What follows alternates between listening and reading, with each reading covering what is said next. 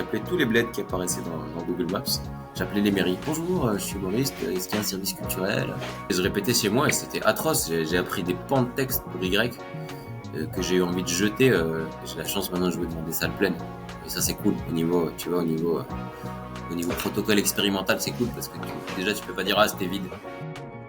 Bienvenue sur Comment faire kiffer les gens, le podcast qui plonge au cœur du monde du divertissement et de la création d'expériences inoubliables.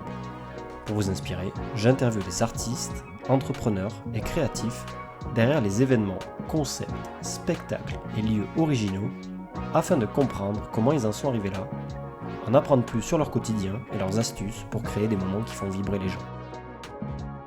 Bonjour à tous, bienvenue sur Comment faire kiffer les gens. On est sur le 6e épisode et je suis très heureux d'accueillir Karim Duval, grand humoriste qui s'est fait connaître sur LinkedIn notamment.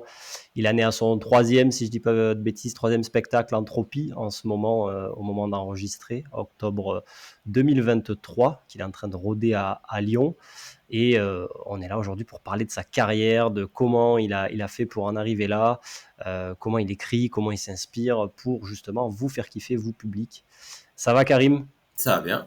Écoute, je suis là pour toi, Morgan. Pour faire kiffer les gens, quoi, pour faire kiffer l'humanité. Donc tout va bien.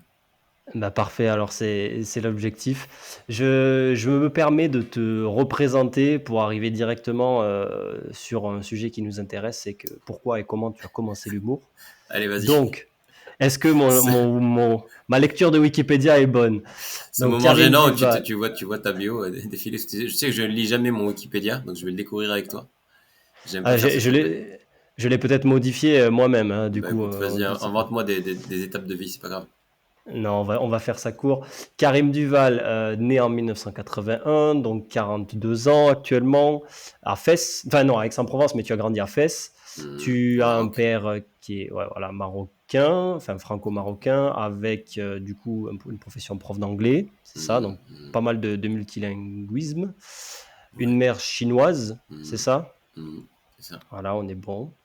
Donc, côté multiculturel, tu fais des études au Maroc d'abord et ensuite en France, prépa grandes écoles à Versailles. Tu fais Centrale Lyon, Paris. ingénieur. Paris, tout Centrale plein. Paris? Ouais. Ah ouais, Centrale Paris. Centrale Paris, donc pour faire ingénieur. Et ensuite, tu vas travailler à Sophia Antipolis comme ingénieur informatique et mathématiques appliquées ou quelque chose comme ça. Ouais. Ouais, Faut que je creuse dans ma mémoire, ça commence à faire loin tout ça. ouais, donc c'était Mais entre c'est ça, c'est il ça. y a 20 ans et il y a Mais 13-14 ans. c'était il y a 2005, il y a 18 ans que j'ai commencé. Ça commence à faire très loin cette période de ma vie. On en reparlera, on en reparlera.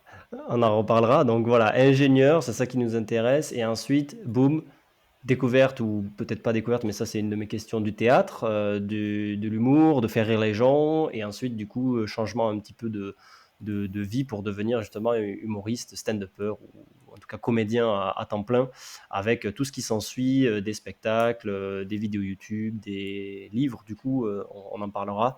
Un livre. Donc, un livre, mais Des pages, peut-être qu'il y en aura d'autres. Des ouais, des pages. pages. Ouais, c'est pas mal. Donc, 2005, Sophia Antipolis, on travaille en tant qu'ingénieur. Quand est-ce que tu découvres le théâtre? Je découvre le théâtre en 2007, 2007, 2007 à la suite d'un voyage un voyage d'affaires, non, un voyage où on était à une conférence de mathématiques appliquées à ce qu'on faisait en Corée avec un collègue, et puis c'est lui qui me dit que il prend des cours de théâtre, de one man show, ça m'intrigue. Et c'est une idée qui me quitte pas. On est au mois de mai, ça me quitte pas, et je me dis tiens, c'est intéressant ce truc. Quelqu'un un peu comme moi, quoi, avec un parcours comme le mien, background comme tu dis dans ta langue, avec un parcours comme le mien qui fait de l'humour, alors que voilà, comme moi, c'est quelqu'un d'assez sérieux dans une grosse boîte d'informatique, etc. Est-ce possible? Et donc je lui prends le contact, j'appelle, et puis les cours démarrent en septembre 2007.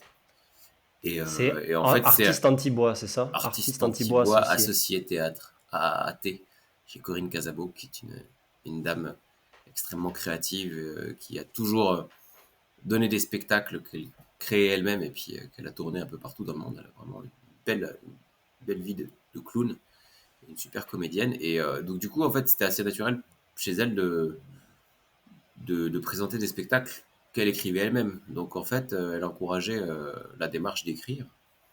Donc c'était pas des cours de one-man show en fait, comme l'avait annoncé ce collègue, mais plus juste un cours ouvert où en effet on n'était pas obligé de jouer le sketch d'Eli Kaku, parce qu'à l'époque les références c'était Eli Kaku, Pierre Palmade et tout. Et donc je lui ai dit, bah, moi j'ai écrit des sketchs parce que je croyais que c'était un cours de one-man show. Il m'a dit, bah vas-y, fais, joue devant les élèves. Il y avait un carrelage en damier, je me rappelle, noir et blanc. Et, euh, et je jouais devant les élèves qui avaient. Donc la première fois que j'ai joué, j'ai eu des rires, j'ai pris des bides, mais j'ai tout aimé. J'ai tout aimé et j'ai pris les rires comme des récompenses suprêmes au fait d'avoir écrit des blagues moi-même, et les bides comme des défis en fait, des défis et des envies de comprendre. C'est un peu comme quand t'as, bah, un peu comme, j'en parle comme si, imagine un Rubik's Cube. Moi j'ai jamais réussi à faire un Rubik's Cube de ma vie, mais quand tu t'acharnes, t'as envie de trouver la solution. Bah moi c'était un peu ça quoi, c'était tout de suite c'est devenu une espèce d'énigme de tiens comment ça marche, c'est quoi les mécanismes de faire la démarche d'écrire des blagues pour faire rire des gens qui t'ont donné rendez-vous pour faire des blagues. C'est ça être humoriste. Bien sûr, ça veut dire être drôle, mais ça veut pas dire forcément, c'est pas la même chose que être drôle dans la vie, quoi. Et Il y a un donc, côté voilà, très ingénieur là-dedans au final, de se ouais, dire ouais, peut-être, ouais, absolument. J'en parle de plus en plus dans mon nouveau spectacle de cet aspect-là. Mais oui, clairement, peut-être c'était, ouais, ouais, je pense que tout le monde, enfin non, il y a un côté ingénieur, oui, après il y a un côté survie aussi, hein. Côté, t'es sur scène, t'es face à des gens, et si tu prends un beat, c'est pas marrant, quoi. En soi, t'as envie que ça se passe bien. Donc tu cherches. Alors bah moi j'avais une semaine pour chercher à chaque fois pour essayer d'amener des nouvelles choses, améliorer des blagues et tout. Et puis parfois tu cherches en direct aussi. Donc voilà, c'est comme ça que j'ai commencé et que tout de suite j'ai eu l'envie, le déclic, je sais pas, mais l'envie de revenir la semaine d'après. C'était une espèce de carotte au milieu de semaines rythmées, plutôt sympa, parce que j'avais un job où j'étais considéré, où je m'épanouissais plutôt, je me posais pas trop de questions sur ce que je faisais. Et à mesure que je jouais sur scène et que je prenais du plaisir sur scène, bah forcément là, ça te fait prendre du recul par rapport à ce que tu fais dans la vie, au travail. Et donc, il y a un moment où j'ai commencé à me dire, voilà, quand même, ta vie le soir, elle ressemble pas du tout à ta vie la journée. Puis ta vie le soir, elle est quand même bien cool, quoi. Par rapport à ta et vie la tu, journée, qui n'avait rien de mal, hein. Mais c'est juste que bah, c'est quand même assez kiffant, puisqu'on en tu te parle de rappelles au bout kiff. de combien de temps tu joues devant du public, enfin du public qui est De, invité ou à payer, etc. Pas, Bah, pas assez les vite en élèves fait. quoi. Bah, les élèves, c'est au début. Et puis à un moment, bah, la prof, elle me dit, bah, inscris-toi. Bah, tu commences par un concours généralement. À l'époque, ça existe encore, les concours d'humoristes, les festivals. Donc, elle m'a dit, Mhm. bah, elle connaissait un peu le circuit, bah, sans me pistonner ni rien, mais elle m'a dit, il faut que tu fasses tes festivals. Donc pour ça, bah, il faut que tu aies quelque chose à montrer. Donc j'avais fait un concours à Perpignan, parce que ma sœur habitait vers là-bas. Et donc, je crois à Canet-Plage ou à Saint-Cyprien. Il y avait un truc dans un casino au bord de la mer, un concours entre les trois humoristes. Et le prix à gagner, c'était de faire la première partie de Michel Boujna. Je sais pas si tout le monde a la ref ici, mais. Et donc, bah, j'ai eu gagné le droit de faire la première partie de Michel Boujna. Et donc, j'ai pu filmer. Et j'ai envoyé cette vidéo à... Non, j'avais filmé avant. J'avais filmé le concours. Et donc, non, pardon, je dis une bêtise. Première scène, bien sûr, c'était un concours à Cannes, à la MJC Pico. On était 15 sur scène, c'était long, c'était atroce. Et j'avais pas gagné. Par contre, ça s'était bien passé, j'avais filmé et j'avais envoyé ça au gars de Perpignan. Ça y est, Ok. j'étais en tournée déjà, quoi. Et il m'avait permis de faire ce concours dans un casino à Saint-Cyprien. Et j'avais gagné le droit de faire la première partie de Michel Boujna. Et mine de rien, après, tu commences à dire, bah, j'ai fait la première partie d'un tel. J'ai refait le même concours l'année d'après, ça m'a permis de faire la première partie de Didier Bénureau, je crois. Et puis après, quand on sait que tu fais des premières parties, on t'appelle pour faire des premières parties. En attendant, je continue de jouer à Nice. Il y avait un côté un peu clinquant d'avoir fait des premières parties à l'époque déjà. C'était valorisant même auprès des lieux de programmation. Maintenant, ça s'est démocratisé les premières parties. Puis, donc tout le monde fait les premières parties de tout le monde et tout. Donc, mais à l'époque, c'était un faire-valoir, quoi. Donc voilà. Puis petit à petit, tu prends la confiance, tu joues. Et voilà comment tu te retrouves à gagner le droit de jouer à des spectacles avec d'autres humoristes au départ, parce que t'as pas une heure, pour des spectacles où les gens payent leur place. Donc très vite, en fait, ça devient professionnel. Parce que t'as pas le choix, quoi. Parce que les copains, ils vont pas venir te voir tout le temps. Parce que, en fait, l'humour, c'est toujours les mêmes sketchs que tu joues, hein. Bon, après, tu te renouvelles, mais ça se renouvelle pas vite, quoi. Et puis, c'est un travail tel que tu as envie de rentabiliser un peu tout le travail que tu as fait pour avoir un sketch qui tient la route. Et donc les amis, ils arrêtent de venir, quoi. Ils se soutiennent 2, 3 fois, ils rigolent, ils se tapent sur la cuisse. Et à un moment, ils viennent plus. Donc tu deviens un peu semi-pro malgré toi. Et Oui, parce puis que au bout tu es d'un moment, toujours, là, t'es toujours ingénieur. oh, ouais, ça dure 3 ans cette affaire. En 3 ans, Et bon, il y a un moment, comment il y tu a un gères? moment où je gère que c'est deux métiers qui se passent pas au même moment de la journée. Donc c'est tout à fait gérable. Au début, je le cache un peu, mais très vite, en fait, ça se cache pas du tout. Les collègues, en fait, ils sont derrière moi. Ils viennent jusqu'à Perpignan même me soutenir. Mais c'est le week-end, ça, du coup, plutôt les C'est le concours ou week-end, oui, oui, les. c'est le week-end. Oui. Bah, généralement, les spectacles, c'est souvent le week-end et en soirée. Et puis parfois, ouais, parfois on te demande de jouer un peu plus. On te dit, tiens, tu veux une programmation cet été Ouais. du mardi au samedi ou du jeudi au samedi pendant 5 semaines. Et bon, et là, tu peux pas. Hmm. Tu peux pas parce que ça fait beaucoup d'allers-retours, beaucoup de vacances à poser dans un Ouais, c'est boulot ça. où je commence à avoir des responsabilités et je commence à soumettre l'idée à mes supérieurs qui me disent bah ouais, c'est pas très sérieux quoi. Tu vas pas t'absenter 5 semaines de suite ou 5 semaines de suite jeudi vendredi. Tu as une équipe à gérer, tu dois un peu être là et c'est normal. Et donc ça commence à devenir de la frustration plus que du plaisir dans les deux cas. Parce que bah, il y a un moment où tu te dis ouais mon boulot me permet pas de faire ce qui me plairait. Et puis je stagne un peu à Nice. En plus, c'est pas la ville où à l'époque il y avait le plus de scènes pour jouer. Je voyais Lyon, j'étais venu jouer à Lyon, je voyais la dynamique qu'il y avait à Lyon, il y avait une dynamique de fou. C'était le moment où il commençait à y avoir des gens comme Alex Ramirez qui émergeaient un peu, etc. Et on faisait des scènes déjà. Je venais de Nice pour jouer une fois et j'ai eu l'occasion de faire des belles scènes, quoi. Des salles pleines avec du monde et tout, et j'avais envie d'y retourner. Et donc il y avait un petit peu, je rangeais un peu mon frein, quoi. Et donc C'est c'est ça là qui a qu'au bout de motivé. 3 ouais, il y a un Ouais. moment où je me suis dit, si tu veux vraiment faire ce métier, il faut que tu sois honnête avec tout le monde et tu sois un petit peu pro aussi avec ton employeur. Et que tu dis, bah voilà, j'arrête, je vais me donner ma chance. Et voilà, donc Chômage ou caché. Enfin, ça y est, chômage, pas longtemps. tu. J'ai réussi à choper du chômage, mais pas longtemps. Et Ouais. le truc, c'est que ingénieur que j'étais, que je suis toujours, un peu dans l'âme, j'avais anticipé quoi. Donc je suis pas lancé en me disant, bah t'as zéro cachet et zéro plan pour faire des cachets pour avoir ton statut. Donc Mhm. finalement, j'avais déjà des cachets quand j'ai démarré. Et après, j'ai pu avoir mes cachets assez vite pour avoir mon statut d'intermittent. Et ça s'est fait de manière assez fluide parce que dans l'humour, je dis pas que c'est facile de faire ton statut, mais c'est quand même plus facile parce que t'es pas cher à produire, quoi. Tu coûtes un verre d'eau et une scène, quoi. Donc c'est pas comme si t'avais des décors. Enfin, il y en a qui ont des décors, mais moi j'ai tout de suite été très vite été minimaliste Frugal. et frugal, ouais, comme on dit, ouais. Et donc bah forcément c'est moins dur à produire, donc l'économie elle est assez vite viable, elle est petite mais elle est viable. Et donc le tout c'est juste avoir bah, de pouvoir faire ton nom un petit peu là où tu habites à Lyon pour le coup parce que j'ai déménagé. Café-théâtre, du coup, ce Café genre de théâtre et choses-là. donc ça a mis un certain temps avant que les cafés théâtres daignent m'offrir des programmations, mais ils m'offraient des dates ça et là et puis en fait très vite j'ai découvert les journées t'es chez toi et il se passe rien en fait. Il se passe rien si tu fais rien. Donc il y avait Google Maps déjà à l'époque. Et donc je tapais Lyon et je zoomais. Et à chaque fois, il y a des bleds qui apparaissent. Et à chaque coup de zoom, j'appelais tous les bleds qui apparaissaient dans Google Maps. J'appelais les mairies. Bonjour, je suis humoriste. Est-ce qu'il y a un service culturel? Des fois, il y avait un syndicat d'initiative, un comité des fêtes. Et tu te retrouvais à parler à des gens, des fois responsables du monument aux morts, qui te passaient le numéro du gars qui organisait la fête du village. Vous n'aurez pas une salle de fête, je cherchais pas un humoriste. Et je me disais, 9 fois sur 10, mais parfois, quelqu'un répondait, et donc je me retrouvais à jouer dans des salles des fêtes, dans des trucs improbables. Et c'est comme ça que bah, tu te fais voir, que tu gagnes de l'expérience, puis tu nourris une envie, quoi. Une envie de jouer, et tu nourris le fait de savourer chaque date, quoi. Quelle qu'elle soit, même si c'est galère. Des fois, c'était pas marrant. Des fois, tu joues, il y a une plante sur scène, la lumière est pourrie, c'est un gymnase. Mais tu y vas, et puis tu te fais des copains, et puis petit à petit, les salles te font confiance parce que tu commences à dégager quelque chose. En tout cas, tu commences à avoir un spectacle qui tient la route, entre guillemets, enfin tu crois.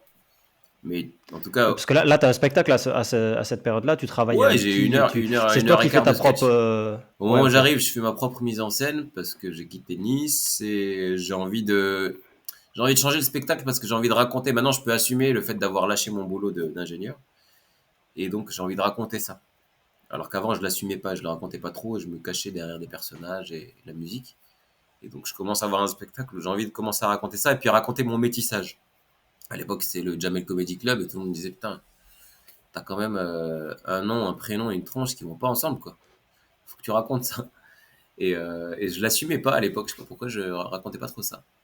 Je suis assez pudique comme ça, hein, comme gars, et donc bah, j'ai raconté ça dans mon premier spectacle. J'ai fait, entre guillemets, l'erreur de parler de deux thèmes, le changement de carrière, un peu, et le métissage, c'était déjà trop. Il faut parler d'une chose dans un spectacle. Le Mais premier spectacle, c'est qui est lequel? devenu Melting Pot, ça s'appelait D'un C'est d'un commun commun accord, accord. ça Ouais. s'appelait D'un commun accord, parce qu'il y avait beaucoup de guitares, et finalement j'ai gardé les meilleurs sketchs de D'un commun accord pour essayer d'en faire un truc qui raconte quelque chose et qui s'appelait Melting Pot, après maintes réflexions. Et j'ai commencé à travailler avec Léon Vital, que j'ai rencontré à Lyon, à travers des soirées d'humour, d'impro, et à Avignon, en fait. J'ai rencontré à Avignon. Et Messi faisait un peu partie du gang lyonnais. Il bossait avec des Lyonnais déjà à l'époque. Donc, bah, on a fait un petit bout de chemin ensemble. C'était une super expérience. On a appris plein de choses. Et voilà, et donc Melting Pot a duré de 2012 à 2000. Ouais, les dernières se sont faites en 2017 ou 2018, je crois. C'est un truc qui a duré. Ouais, Alors que je 5 jouais ans. Ouais. encore, je jouais déjà mon nouveau spectacle, 6 ans, c'était long. Mais bon, un premier spectacle, ça dure, et puis c'est tout ce que t'as, quoi. C'est ton faire valoir, c'est ta vitrine. Donc, voilà. Parce qu'au tout début, donc c'est toi qui fais ta propre promotion au final. Voilà, tu appelles les Ouais, salles, tu, ouais, parfois tu je me faisais cherches un petit passer peu pour tout. mon agent, mais j'avais pas d'agent. Et du coup, là, tu fais combien de dates au début en moyenne, par exemple, par mois, tu arrives à te sortir combien de dates et Ouais, tu arrives à te faire un salaire du coup avec ça, tu vis comment? moi, je vais intermittent assez vite, donc je Ouais. vis du chômage pas longtemps après de l'intermittence.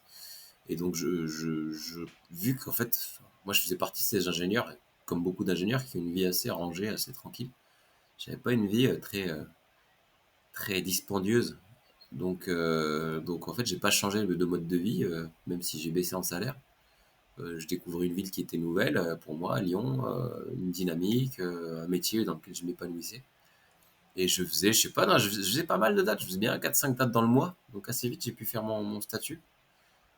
Parce que je me débrouillais, mais parce que je m'arrachais hein, pour avoir des dates. Puis entre ça, les festivals, les salles qui te prennent en test sur deux trois trucs, deux trois exceptionnels, où tu remplaces au pied levé un artiste. Voilà, t'es disponible la semaine prochaine.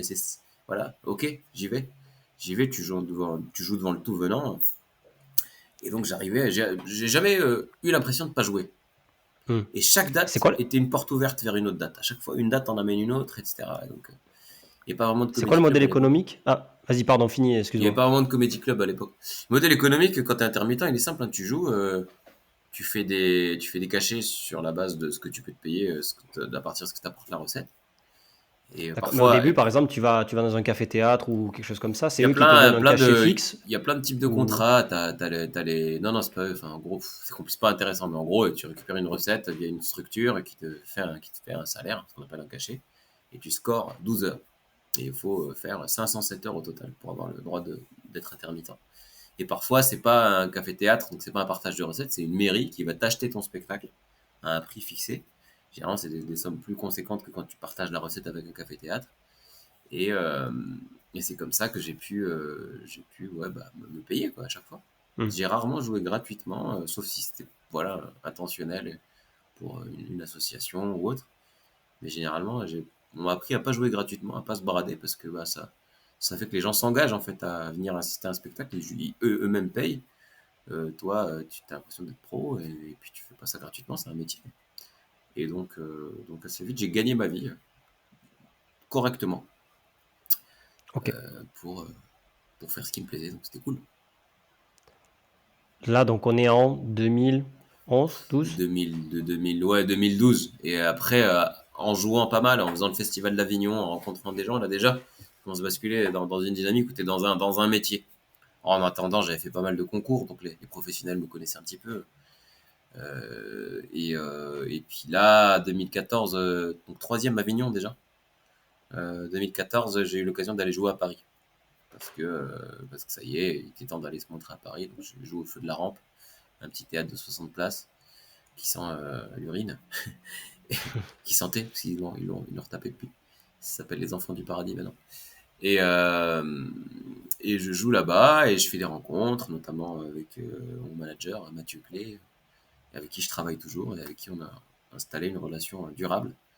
Et c'est comme ça que je rencontre un producteur qui après, non, ça, après l'Avignon 2013, fais de la rampe, et après l'Avignon 2014, un producteur parisien me voit et il me dit on va faire le point virgule. Il me fait faire le point virgule à partir de janvier 2015. Donc super. Enfin, je fais mon premier point virgule 2 jours avant les attentats de Charlie Hebdo. Le truc grave, c'est Charlie Hebdo, c'est pas le fait que ce soit galère pour moi, mais ouais, je commence pas dans les meilleures conditions. Le point virgule, et mine de rien, bah, je fais 200 points virgule.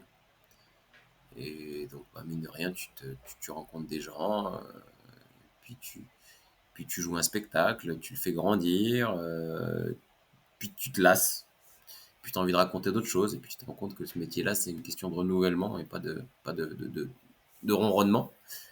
Et donc, c'est comme ça que petit à petit, là, on parle de 2010, je l'accélère un peu, hein. 2017, j'ai envie de autre chose. J'en ai marre de faire des allers-retours Lyon-Paris, parce que moi, j'habite à Lyon, j'ai ma petite vie de famille à Lyon. Entre-temps, je deviens papa. Et j'en ai marre de faire les allers-retours. Et donc, je me dis, bah, rentre au bercail un peu. Nourris-toi. Lance-toi dans un nouveau spectacle. Melting Pot, c'est bien, mais il va falloir tôt ou tard passer à autre chose. Et attends pas trop, parce qu'à un moment, tu moisis vite.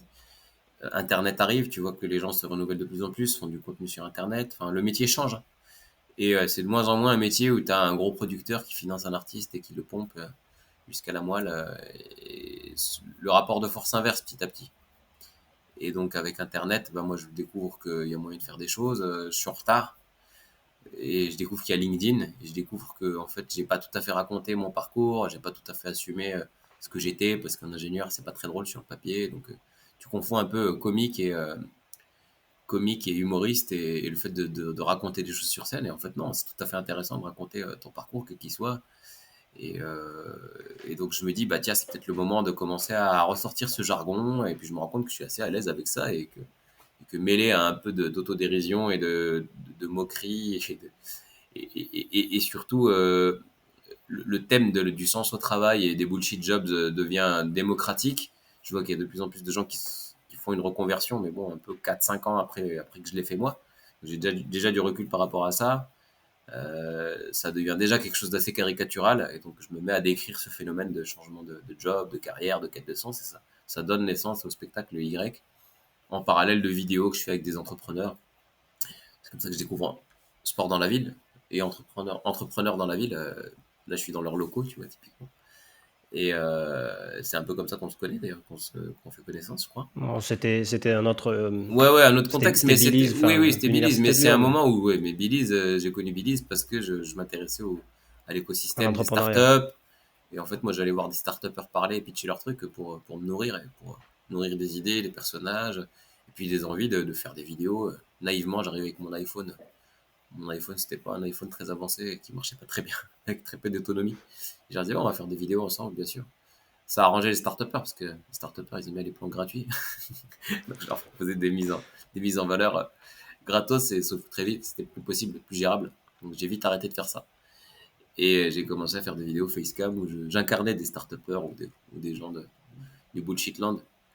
Et j'ai un peu comme ça, ouais, aiguisé un style qui a plu sur LinkedIn. Et après, le Covid est arrivé, tout s'est arrêté, et je me suis dit, bah, moi, je vais continuer de faire ce que je sais faire, et faire kiffer les gens, parce que bah, on vivait à une période un peu bizarre. Et donc, je me suis mis à faire des vidéos un peu plus, parce que j'avais plus de temps pour faire des vidéos, vu que la scène s'arrêtait. Et ces vidéos ont été, toute proportion gardée, virales pour certaines. Et ça m'a permis de me faire connaître un peu plus, ce qui fait qu'il y a eu j'ai l'indécence de dire que le Covid m'a été bénéfique, comme pour beaucoup d'ailleurs.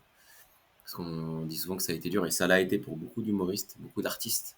Mais les humoristes, en général, je pense que ça a été plutôt un boost, parce qu'il y a eu l'occasion de se montrer sur Internet, et Internet est un vecteur énorme. Enfin, je le vois en fait, hein. L'effet d'une vidéo Internet est bien plus gros que l'effet du bouche à oreille ou que d'une télé aujourd'hui.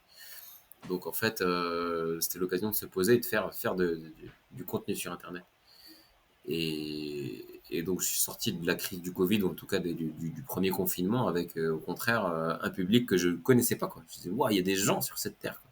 Vraiment. Parce que pendant longtemps, quand tu cherches des gens à remplir tes salles, tu ignores qu'il y a des gens dans la vie, je te jure. Hmm. Tu te dis, c'est pas possible. T'arrives, tu joues devant 10, 7, allez, même 40. Et tu te dis, c'est pas possible. Il y a plus de gens, hein, sur Terre. Il y a 7 milliards de personnes et il y a si peu de gens dans ma salle. Et quand tu commences à remplir les salles, tu fais, waouh, tous ces gens existent. Il y a des gens, quoi. Et là, du Et coup, tu bosses avec d'autres personnes à cette époque-là, là? Parce que là, j'ai plein de questions, du coup, parce que là, petit à petit, ça t'as s'étoffe. fait un Petit à fast petit, moi, forward. je suis un artisan. C'est toujours l'équipe s'étoffe parce qu'entre temps, en 2000, ouais, je te raconte pas tout, c'est long, hein. En 2019, je fais le Festival d'Avignon. Grâce à la vidéo du slip chinois, Pierre Michelin, qui va devenir mon nouveau coproducteur avec le Complexe du Rire, me découvre comme ça. Ils viennent me voir à Avignon en disant, on a vu le slip chinois, on a trouvé ça marrant. On veut venir voir ton spectacle. Ils viennent, et puis on bon feeling parce que c'est des gens très pros qui produisent de grands spectacles, mais qui ont un discours qui me plaît, moi, après avoir passé trop de temps à Paris, dans une espèce de parisianisme caricatural, et en voyant pas mal d'artistes se faire produire par des gros producteurs qui les rincent et puis qui leur laissent 3 francs 6 sous, ça me plaît pas. Et eux, ils ont une philosophie différente, quoi, et ils savent parler, et un langage simple, et on coproduit mon spectacle. Vraiment, quoi, c'est la coproduction. Donc c'est pas, tiens, moi producteur, toi petit artiste, toi obéir et puis pas comprendre. Et en Tu attendant, peux moi j'ai compris. expliquer, Bah, tu peux coproduire, expliquer c'est-à-dire pour ceux qu'en qui nous gros, écoutent, ouais. ça veut dire que tu partages le gâteau de manière équitable, quoi, quand tu te produis. Donc c'est bête, on parle un peu d'argent, mais on parle de choses de base saine, de travail, quoi. Où t'es pas juste celui qui crée, qui fait tout, et puis juste parce que l'autre t'a trouvé un plan à Paris, va tout prendre et te laisser rien du tout parce qu'il a le cash pour te payer les affiches. Donc voilà. Et donc très vite, on travaille sur des bases saines et puis au-delà de l'aspect de l'argent, il s'avère qu'il y a surtout des bases humaines très simples, très cool. Moi, je suis quelqu'un de pas prise de tête. Je vais pas utiliser des grands mots et faire des grandes accolades et appeler mon chéri tout le monde.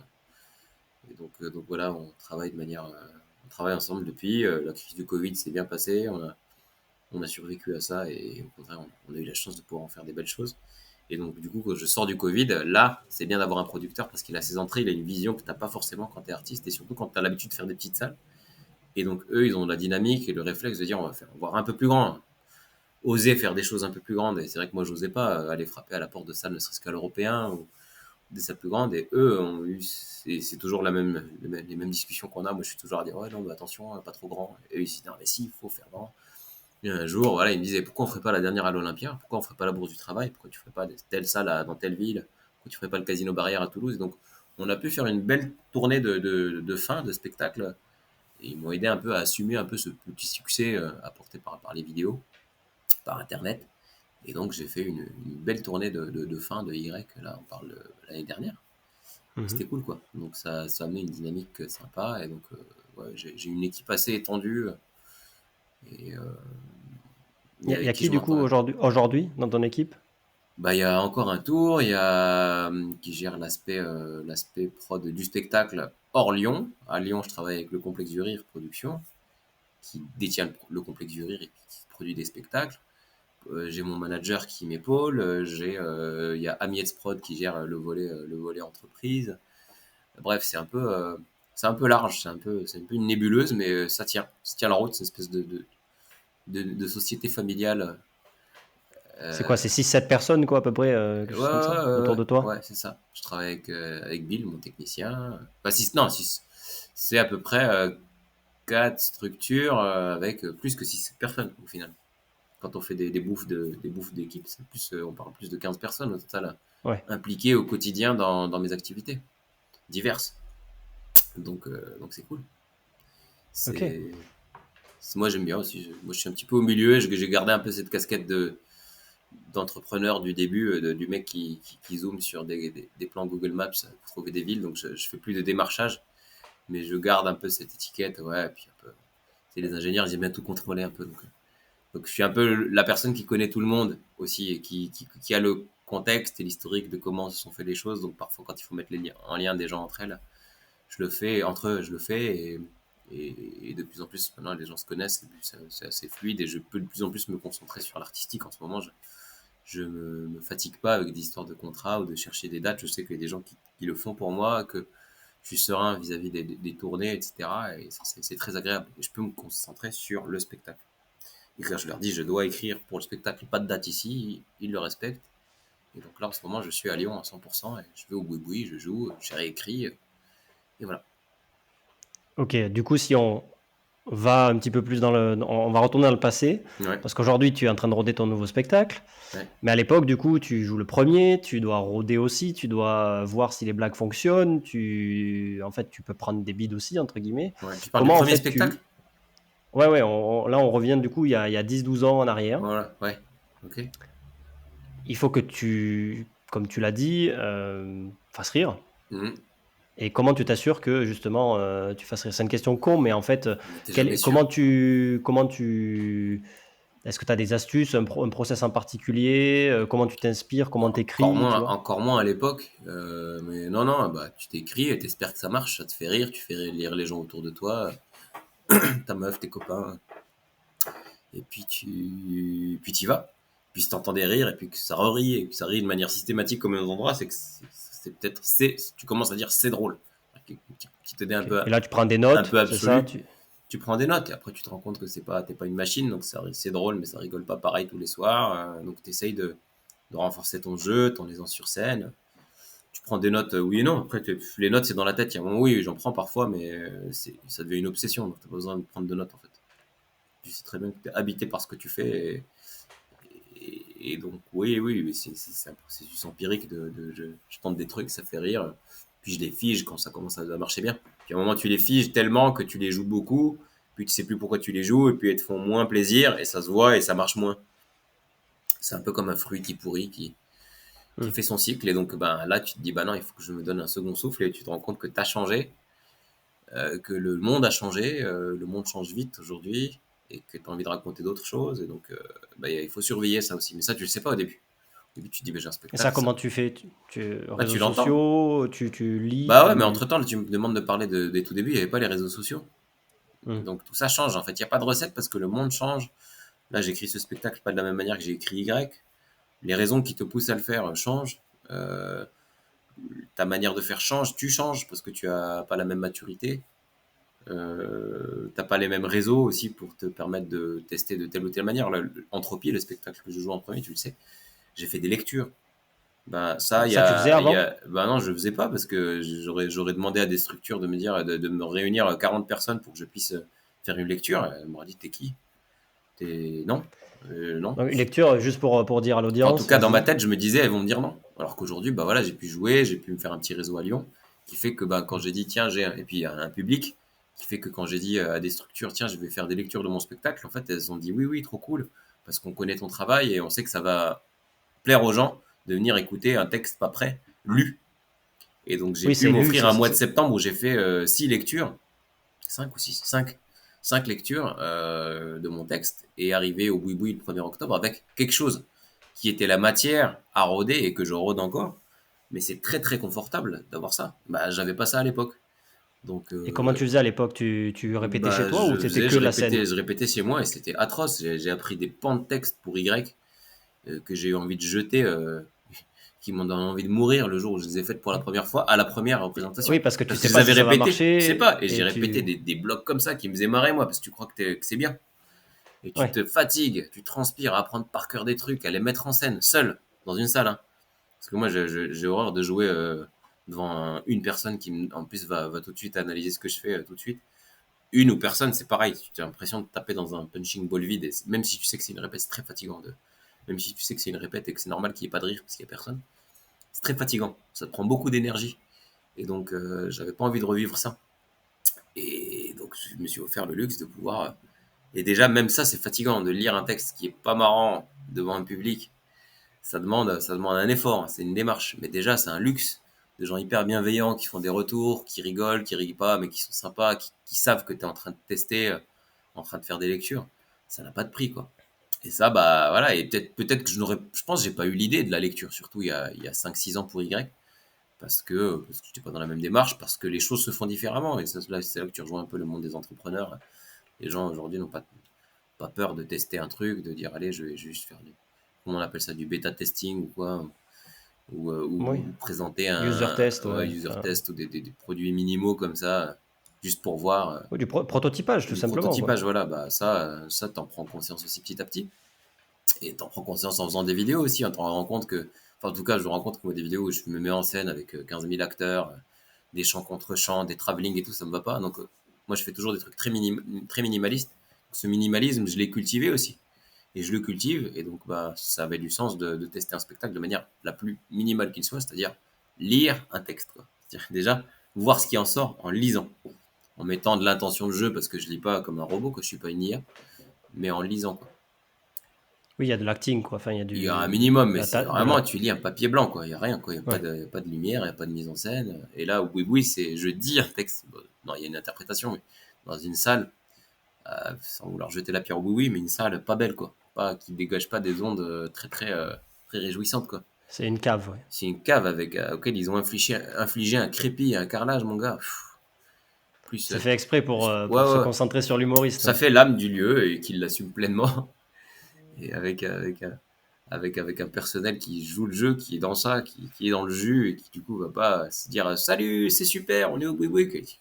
Patrick du boui-boui, il chauffe sa salle avec, voilà, on vient voir Patrick, qui est désabusé, qui cultive ce personnage désabusé plutôt, parce qu'il n'est pas désabusé dans la vie, et qui chauffe le public en disant allez, encore une date, allez, bon, on va essayer de le faire comme si on était bien.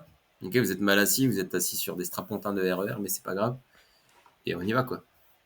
Et voilà, en tout cas, j'aime bien ce côté crescendo. Et voilà, je m'offre 50 dates au boui-boui. Il y en a plein qui vont vous dire, mais c'est atroce. Je m'offre 50 dates au boui-boui, boui-boui plein aussi, parce que j'ai la chance maintenant de jouer devant des salles pleines. Et ça, c'est cool. Au niveau, tu vois, au niveau protocole expérimental, c'est cool parce que déjà, tu peux pas dire, ah, c'était vide. Donc, il n'y a pas eu de rire parce que Mmh. c'était vide. Si ça arrive pas dans une salle pleine et concentrée et chaude, bouillante, parce que au boui-boui, mine de rien, il y a une chaleur humaine qui se dégage du fait qu'on est serrés les uns contre les autres, ça marchera pas ailleurs. Donc ça, c'est une grande réponse. Te dire ça, ça marchera pas. Et c'est ce que tu viens chercher plus que le fait que les choses marchent. Après, quand les choses marchent, elles ne marchent jamais de la même manière parce que t'es pas un robot. Si elles ne marchent pas, si, parce qu'il y a quelque chose de robotique chez les gens qui fait que si tout le monde est là dans les meilleures conditions pour rire, ne rit pas, et que les gens rient pas, c'est que faut pas quoi. Comment tu fais là? Du coup, tu fais tes représentations et d'une journée à l'autre, enfin d'une soirée à l'autre, tu vois que ça arrive plutôt là ou là, tu t'en Ouais, ouais, rappelles. ouais. Après le lendemain, tu reprends Ouais, des notes et tu refais, j'écoute les tu passages où enregistres, j'ai un ouais. doute, je réécris, je restructure, je tente des trucs. Après, je réécris pas tous les soirs parce que tu peux pas réécrire tous les soirs puisque tu dois développer une écoute aussi. Justement, tu dois un peu jouer la même chose chaque soir pour savoir si justement ça marche pas parce que c'était pas bien fait, parce que c'était pas bien écrit, parce que le public était dur, ça peut arriver, ou parce que juste c'est pas bon quoi. Et ça, tu es obligé de jouer plusieurs soirs de suite. Et il y a des choses aussi qui commencent à prendre de la puissance, et donc ça, il faut leur laisser leur chance un peu. Et si malgré tous ces efforts, ça marche pas, tu commences à te poser des questions. Là, je suis à Au un bout de stade où, quoi? là, Du bah, tu vois, Une semaine ou j'ai joué la 20e hier.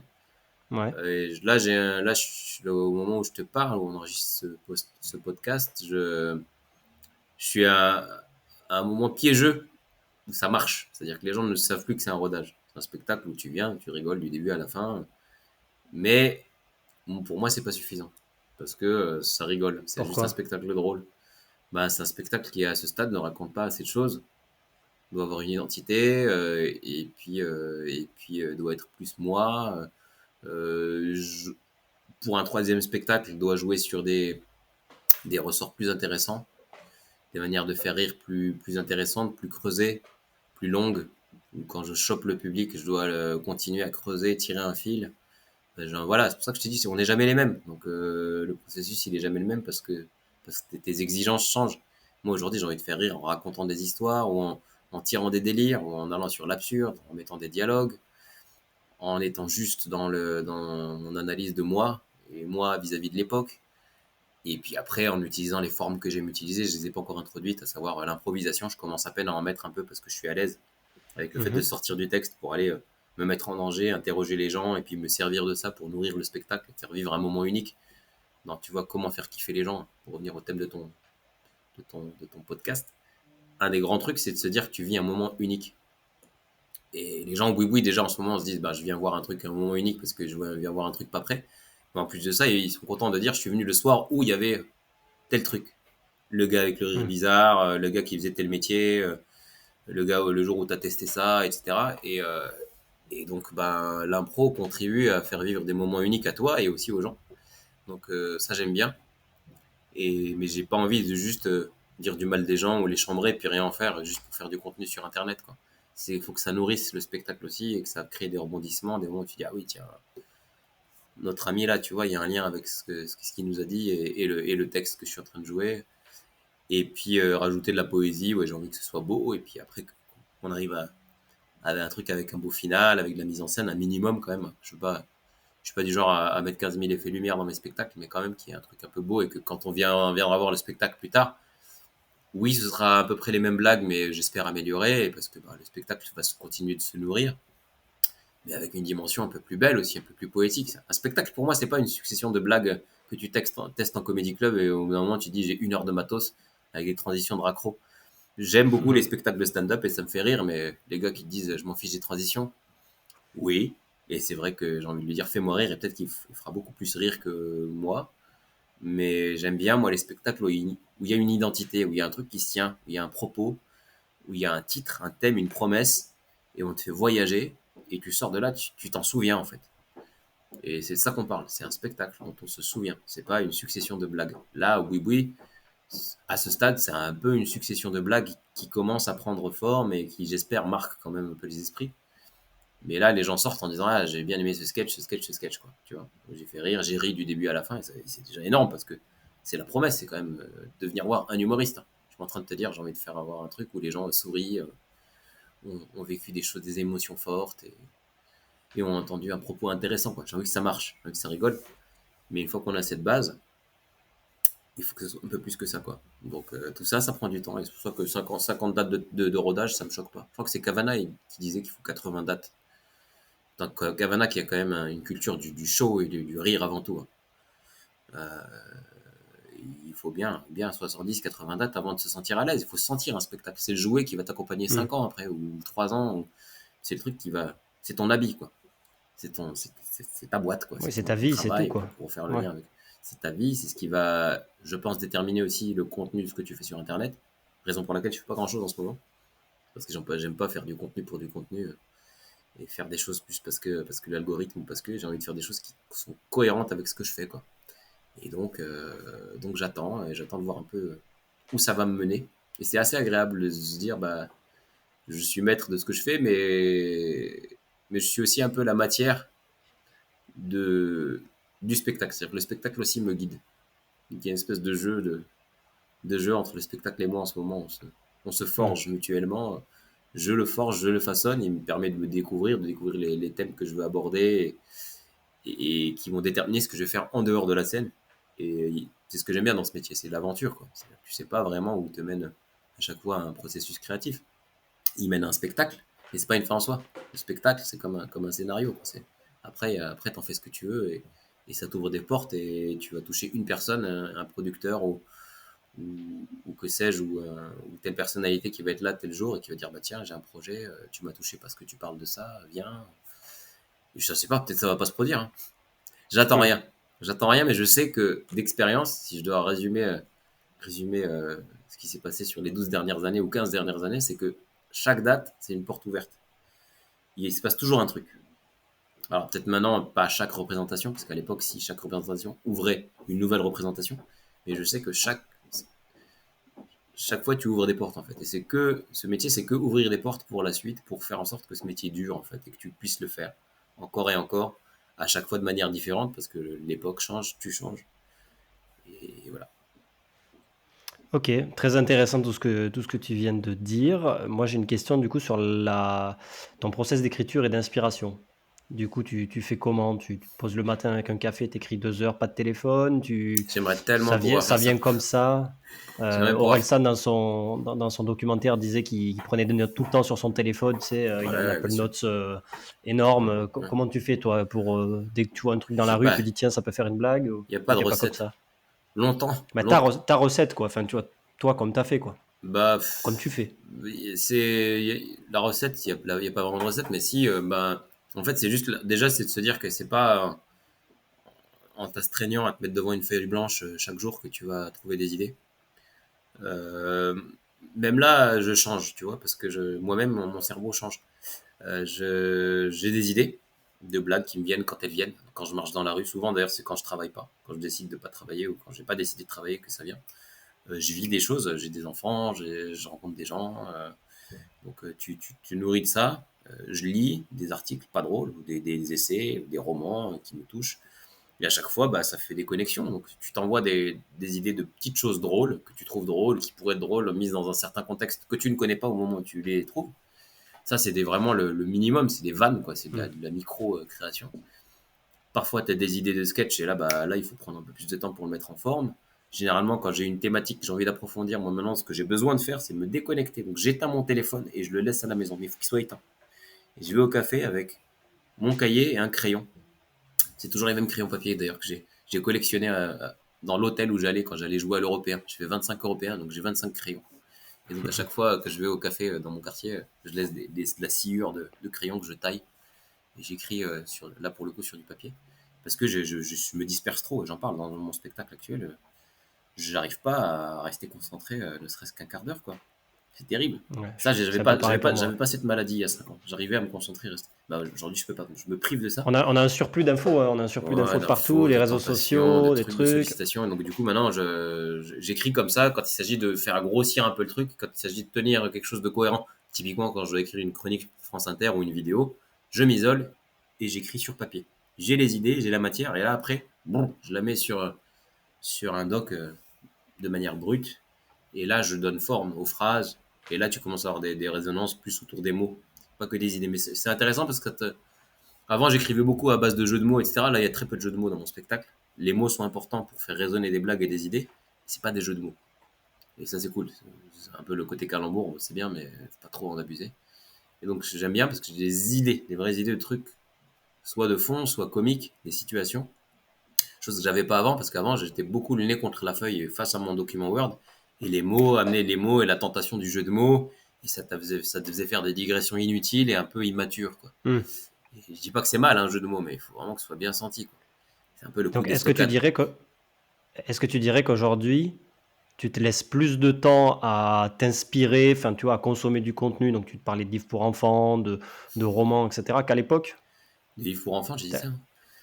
Non, Tu dis non, que tu avais des enfants j'ai des tu enfants, mais lisais c'est des pas. trucs. Ah oui, non, mais je lis des trucs. Non, je lis des trucs et Moi, j'ai des enfants. j'ai compris ça. Ah, ok, Et ok. oui, Moi, et j'ai compris que. je m'observe à lire des livres pour enfants. C'est vrai que d'ailleurs, je parle de livres pour enfants dans mon spectacle. Oui, absolument. Ah, tu vois? Oui, oui, absolument. Mais c'est. Ouais, oui, enfin, en gros, c'est la vie, quoi, qui t'inspire de plus en plus. Et par contre, j'aimerais bien avoir plus de régularité, pouvoir me poser et ne faire que ça, écrire, parce que mine de rien, oui, être face à une feuille blanche, j'aimerais pouvoir le faire plus souvent. Après, t'es dépassé par la vie parce que t'as des contraintes, mais t'en as tout le temps, en fait. Tu peux pas. Enfin, moi, j'ai d'autres choses. Je dois bosser aussi. Je fais d'autres trucs à côté du spectacle. Je dois me remettre à faire des vidéos. Je joue aussi pour des plans privés qui me prennent du temps. Je dois me déplacer à Paris pour aller jouer, pour aller faire de la promo quand ça reprend. J'ai écrit un livre. Enfin, il y a toujours un truc qui fait que tu fais d'autres trucs et t'es pas monotache. Et en plus, il y a la vie. T'as des enfants. T'as une vie de famille. T'as des amis. Voilà. Donc, euh, donc faut. Enfin, la vie, quoi. Donc Hmm. tu fais comme tu peux et tu as des contraintes personnelles qui font que tu peux peut-être, t'es pas une machine. Il y en a qui arrivent à ne faire que ça. Peut-être qu'ils n'ont pas toutes ces contingences aussi. Moi, je les ai. Mais c'est pas grave. Je fais avec et j'en fais une force et j'en fais quelque chose, quoi. Donc forcément, ça finit par transpirer dans ce que je propose sur scène. Et donc c'est vrai que ce Ouais. spectacle, je parle beaucoup de la vie de famille, le fait de manquer de temps, Ouais, d'en du bordel, de perdre, du l'entropie. bordel, de l'entropie. Donc c'est pas un hasard, quoi. Et j'aime bien que tu vois, les choses viennent naturellement, quoi. C'est pas, allez, maintenant, à partir d'aujourd'hui, nouveau spectacle, je me mets face à ma feuille. Je me suis mis face à ma feuille en me disant, allez, maintenant, tu écris le nouveau spectacle, tu sais quand? Aux alentours de mi-août. Parce Et tu as que fait les lectures en avant, septembre. j'ai fait les lectures en septembre, tu vois. Mais j'avais déjà du matériel. J'avais déjà des blagues, j'avais déjà des sketchs que j'avais testés en fin de spectacle Y. Mais le moment où je me dis, allez, maintenant, tu mets ça bout à bout et tu as une idée de ce que tu veux raconter, mais voilà, tu te mets vraiment à tout orchestré. Ça s'est passé vraiment à partir de mi-août et vraiment quand je suis rentré de vacances et que j'ai commencé à me dire allez écrire un spectacle parce que tu as une lecture le 13 septembre, c'était la première lecture et qu'il faut avoir un truc, quelque chose. Et j'avais évidemment trop de choses, j'avais 40 pages de texte, 37 pages de texte, 1h40 de lecture je crois, trop de choses. Tu t'inspires comment, du coup? C'est quoi les meilleurs trucs là qui t'ont, ou les meilleurs humoristes du moment? Ou après, on n'est pas obligé de parler que d'humour, tu vois, mais Euh, les choses qui te donnent le plus d'inspiration, de créativité, peut-être des créateurs, des sportifs, des gens, la nature. Tout, la vie, pas assez parce que En ce ouais, moment, tu vois. En ce moment, qu'est-ce qui te fait rire? Tu peux répondre de plusieurs façons à cette question, hein. qui me fait rire, tout me fait rire, mais en ce moment si je regarde, je scrolle de temps en temps, mais pas trop. Donc ce qui me fait rire, c'est plus l'expérience de la vie. Typiquement, là, je suis en travaux chez moi. Bah, le fait de vivre des expériences de travaux, ça me fait rire parce que c'est un monde qui me parle pas. Si, tout peut me faire rire. J'ai pas de, non, je cherche pas. C'est certainement pas des choses qui me font rire, qui vont m'inspirer pour moi faire rire les gens. Certainement pas, parce que ça veut dire que tu répliques un peu c'est du contenu marrant. Après des situations marrantes, t'en servir pour les raconter, oui, ça oui. Donc ça c'est tous les jours, un peu, beaucoup. Tout n'est pas à propos. Tout ce qui est drôle ne doit pas être source d'inspiration pour le spectacle non plus quoi. Il faut juste savoir rire aussi, rire pour rire quoi. Tu vois. Hmm. Mais tu n'es pas dans une recherche, enfin, comment dire? Tu ne recherches pas des moments purs d'inspiration, c'est-à-dire que Non, tu laisses non, la par vie définition, faire. un moment d'inspiration, si Ouais. tu veux, si tu te dis là, c'est de l'inspiration, c'est plus de l'inspiration, c'est du calcul. Et les Oui, meilleurs trucs, c'est des trucs. Les c'est de meilleurs trucs, l'étude de c'est marché, quoi. voilà, c'est l'étude de marché. C'est là que le parallèle avec un entrepreneur atteint ses limites. C'est Hmm. qu'on est entrepreneur dans le sens où on est un peu acteur de notre vie, on cherche, on galère, on machin, mais au moment où non. Au moment où c'est peut-être la frontière entre l'art et l'entrepreneuriat, c'est que ça peut pas être un calcul, et ça se voit. Quand tu calcules, ça se voit à toutes les échelles, à l'échelle d'une blague, à l'échelle d'un sketch que tu fais, à l'échelle de tout, du choix d'un spectacle, ça se voit que c'est calculé. Et ça peut pas marcher. Ok, ouais, non, mais je comprends très bien parce que du coup, tu te laisses, comment dire, tu te laisses, voilà, inspirer par la vie, par ce qui se passe, et ensuite tu laisses Tu décanter et laisses tu vois ce décanter et que ça peut voilà, et donner. t'observes et tu vois si en effet il y a moyen d'en faire quelque chose, mais tu te dis pas à chaque instant, tiens, je pourrais en faire un sketch. Enfin, c'est insupportable les humoristes qui font des blagues tout le temps. Après, oui, oui, bah, tout est propice à rire, mais en tout cas, moi j'aime bien parfois ne pas faire, quoi. J'en parle là dans le spectacle, le fait de ne pas faire, quoi. Pas tout le temps dans l'innovation, innover. Hmm. Même si c'est une obsession, oui. C'est une névrose, hein. On est obsédé par le fait de vouloir faire rire, trouver des idées, etc. Mais en ce moment, je t'avoue que je suis pas dans l'obsession de toujours trouver des idées, peut-être à tort, mais je sais que c'est dans les moments de recul que je me dis, tiens, ah oui, ça, c'est intéressant. Et parfois, c'est souvent des trucs pas drôles, des trucs qui t'embêtent en fait. Et t'as envie d'en faire un truc marrant. Mais sur le moment, c'est juste, ça t'embête. C'est pas, Hmm. c'est pas, ah tiens, ça m'embête, donc ça doit être un sketch, quoi. Le tiens, tu devrais en faire un sketch, ouais, ça va. Pas tout le temps, quoi. Pas sur le moment. Après, oui, après coup, oui. Ok, très bien. On arrive sur la fin Qu'est-ce un que je petit suis peu drôle là. ce matin? Moi, je trouve que tu es très bien. C'est pas un podcast pour être drôle, hein. Ouais, C'est je pas sais, le, pas le but. je m'adapte à Tu ta t'adaptes dépression, à ma dépression. Comment ça, ma dépression? Ça se voit, c'est ça? au côté C'est le dépressif de manque ce de, podcast. c'est le manque de sommeil, ça. Euh, J'allais te poser la question, est-ce que tu as des astuces un peu, ouais, des astuces sur ta carrière, sur tout ce que tu as fait, que tu pourrais partager à ceux qui nous écoutent, je sais pas, des leçons de vie, que ce soit en tant qu'humoriste ou homme. J'aime pas donner des leçons de vie, moi.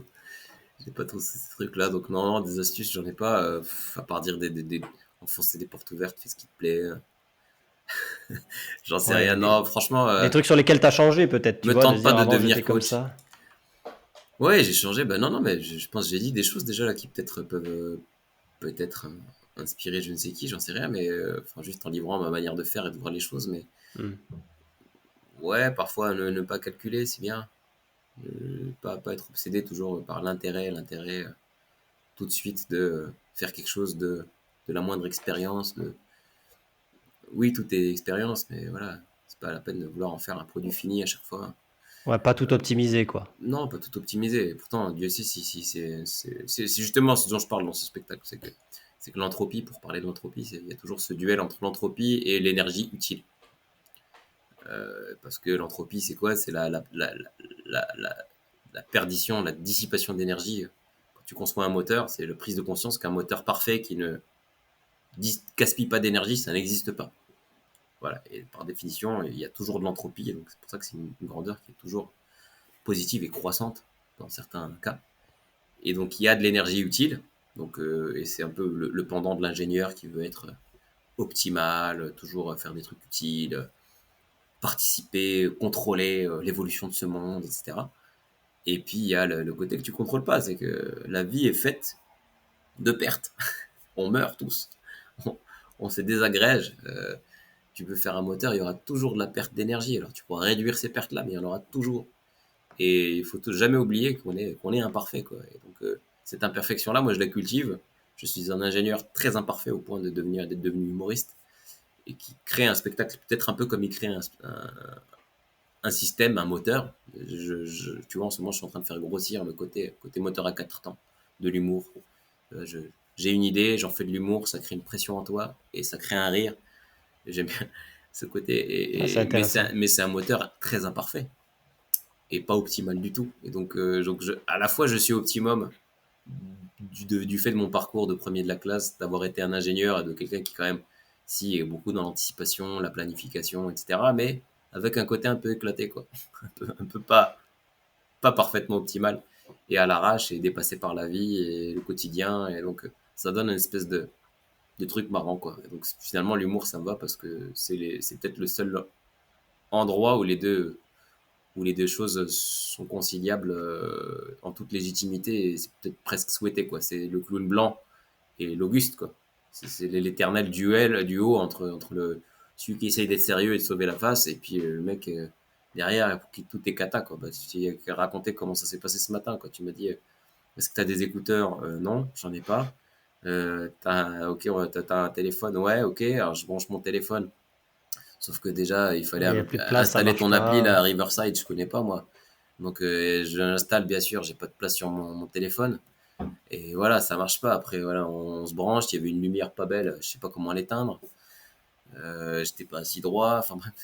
C'est comme ça la vie. Oui, parce que C'est là où pas tu devais optimal. enregistrer, ça a brûlé, donc il fallait changer d'endroit. Voilà, Enfin, ça a c'est... brûlé. En ce moment, c'est les vacances. Il y a les enfants à la maison, parce qu'à la base, ils devaient faire un truc qu'ils n'ont pas fait. Donc, voilà. Et donc, tu peux pas faire un podcast avec des enfants qui crient, qui comprennent pas, qui machin.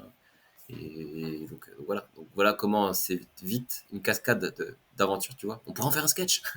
Oui, c'est ce que Mais, j'étais en train de me mais dire. non, J'étais je en vais pas train de me sauter dire, sur je vais, l'occasion.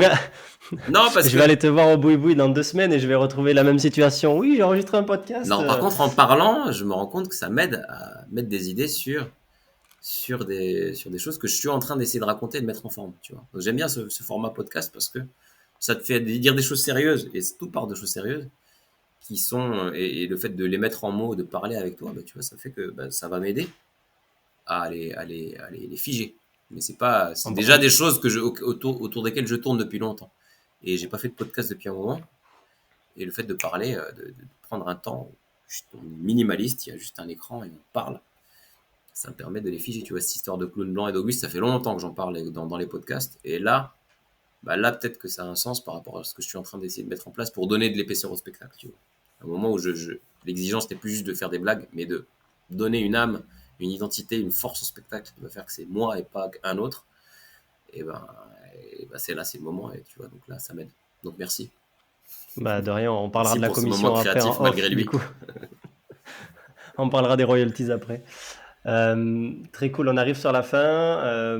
C'est quoi le Karim de demain, du coup, les projets, les rêves, s'il y en a, les objectifs Ouais, les objectifs, là, non, bah là, vraiment, je suis en pleine création de spectacle. Je serais très content si j'arrivais à vivre une aventure avec Entropie au moins égale à celle de Y, ce serait déjà fantastique. Je me régale déjà, en fait, à chaque étape. Tu vois, j'ai envie de savourer chaque étape, là. Moi, l'étape du rodage, c'est pas qu'un rodage, quoi. C'est vraiment une étape que je kiffe en soi, quoi. Donc, pourvu que ça dure, j'espère être de plus en plus monotache et pouvoir faire une seule chose, le spectacle, Mais je te dis ça et en même temps, j'ai envie de te dire, j'ai envie de développer de nouveaux projets d'écriture, plus dans la fiction. C'est plus pour pouvoir peut-être faire plus ça dans horizon 10 ans, quoi. Plus de fiction, Du peut-être. film, du coup, Oui, plus. du film, on verra, ouais. Plus de fiction, moins de scènes, peut-être. Et encore, je sais pas si j'arriverai à m'en passer, mais je pense que c'est juste qu'à un moment, le corps fatigue, c'est fatigant tout ça. Ou peut-être autre chose, j'en sais rien. Si je rencontre quelque chose qui me plaît en attendant, je le ferai peut-être. Je sais pas.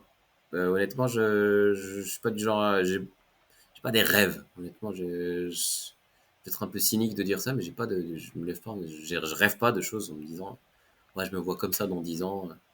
Je fonctionne pas comme ça. Même si je me dis peut-être que ce serait bien dans 10 ans. Je me vois fatigué dans 10 ans. Tu dois fatiguer, mais toujours Je dis dans le monde merci du le rire au rêve, quoi. final. Mais je me vois fatigué et j'aime le monde du rire et le monde de la Ouais. création en général. Et donc, vu que je dessine pas très bien, que je suis au niveau homme bâton, la création, ça va pas être la peinture. La musique, pourquoi pas, si j'aimerais bien. Si il y a des trucs qui te suivent toute la vie, ça. Ça oui, c'est vrai que j'aimerais bien, tu vois, jouer les suites pour luth de Bach adaptées à la guitare. C'est un truc qui me suit, ça. Donc, j'ai fait de la guitare classique et j'ai envie de m'y remettre.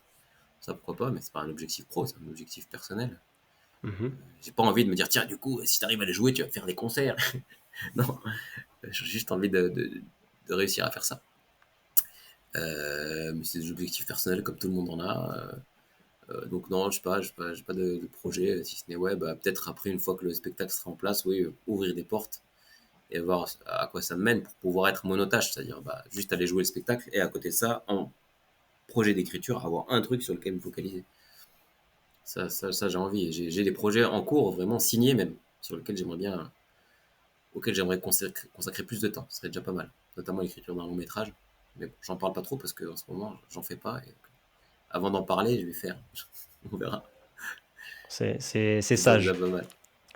Bon, parfait. Bah, c'est des belles leçons de vie. On te retrouve donc au Boui Boui. Là, on est fin octobre à l'enregistrement du Ouais, podcast jusqu'au 20 qui va décembre. sortir semaine pro.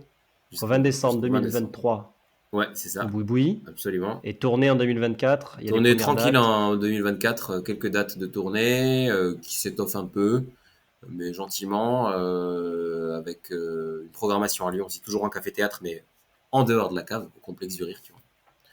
Si je vais essayer de faire un peu de café-théâtre à Lyon cette année, encore, parce que j'adore ça. Des dates de tournée, le Festival d'Avignon, c'est quasiment calé, je n'annonce pas, mais je compte le faire cette année. Et l'année prochaine, plus de dates, j'espère, de la scène, quoi, en manger, j'adore ça. Paris, petit à petit, et puis voilà, quoi, voilà. Le Ouais. spectacle. Les salles des fêtes. Ou un petit peu Les plus gros salles des fêtes, peut-être. s'il le faut, je sais pas, tu vois, après, il faut pas présager de quoi que ce soit. C'est pas parce que c'est le cycle normal espéré. Après, je vais pas m'amuser à jouer dans des grandes salles si elles s'avèrent être vides parce qu'il n'y a pas de dynamique autour du spectacle, parce que Internet ne veut plus de moi, j'en sais rien.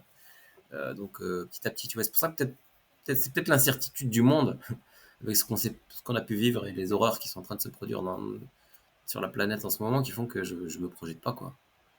Je veux dire, je vais pas dire, c'est pas un plan que je déroule, quoi. On est vulnérable, faut jamais l'oublier. Et Donc, ça, t'es donc je fais de t'es mon en mieux. sagesse par rapport à ça. Ouais, Je suis en sagesse, bien t'es en sûr. paix. En paix, je sais pas, hein, c'est pas le mot, mais Parce que tu dis que t'es un planificateur, que t'aimes bien je suis un organiser tout ça. planificateur, Et mais qui a un côté bordélique et qui est conscient du fait que les choses peuvent ne pas se dérouler comme prévu. Il y a l'Auguste et le clown blanc en moi. Et l'humour a besoin des deux pour exister, je pense. Je propose qu'on s'arrête là parce que c'est vraiment une très belle fin, quoi. eh S'il te ben, plaît, on s'arrête là s'il te alors. plaît, ne dis rien. Non, non, non, tu peux parler encore. Je vais juste dire merci Karim pour ce moment, c'était très cool. Merci Morgane. Et écoute, on demande à tous les auditeurs d'essayer d'aller te voir à Lyon ou autre. Moi j'ai vu les lectures, enfin Ouais, j'ai t'as vu les écouté les lectures, faut que lectures. tu viennes voir le truc maintenant. Maintenant, je regarde les gens Ah dans les bah, yeux, hein. Je regarde pas une feuille blanche, hein. Une feuille et il avec faut que je des vienne lettres. avec des amis, c'est prévu, ouais. Eh C'est bah, tu prévu, mais dis. c'est juste que vu qu'il n'y a plus de place, il faut que j'anticipe trop là. Et comme C'est j'arrive vrai pas à que planifier en ce c'est vrai moment que aussi, c'est vrai, faut planifier ta venue au boui en tout cas parce que c'est vite complet. c'est bien complet, j'ai C'est vu bien ça, ouais. complet, ouais, c'est cool. Merci mec, et bah, bon courage pour la suite, Merci à pleine toi. de succès. Ça marche. À bientôt. À bientôt. Merci à tous d'avoir écouté cet épisode jusqu'au bout. J'espère qu'il vous a plu. N'hésitez pas à mettre un avis et un commentaire sur votre plateforme favorite, Apple, Spotify, Deezer et d'autres. Il y a aussi des versions vidéo courtes sur Instagram, TikTok et YouTube, ainsi que la version longue sur cette dernière. Je suis disponible si vous voulez me contacter à l'adresse email hello@cfklg.com. Merci beaucoup et à très vite.